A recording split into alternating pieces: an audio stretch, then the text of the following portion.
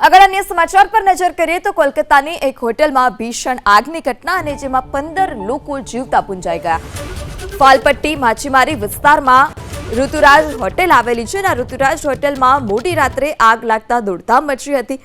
ઘટનાની જાણ થતાં જ ફાયર બ્રિગેડ અને પોલીસની ટીમ પણ ઘટના સ્થળ પર પહોંચી રાહત બચાવની કામગીરી શરૂ કરાઈ હતી।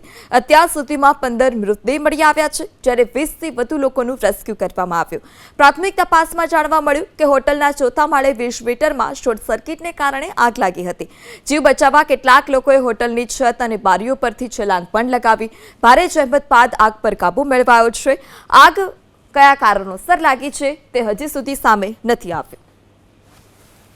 તો પોલીસે આગનું કારણ જાણવા માટે ફોરેન્સિક નિષ્ણાંતોની પણ મદદ લીધી છે। કોલકાતાની આ ઘટના કે જ્યાં બડા બજારમાં ભીષણ આગ અને ભીષણ અગ્નિકાંડમાં 15 લોકો જીવતા પૂંજાયા છે। ઋતુરાજ હોટેલમાં આગ લાગતા 15 લોકોના મોત, આ સાથે જ 20થી વધુ લોકોનું રેસ્ક્યુ કરવામાં આવ્યું છે।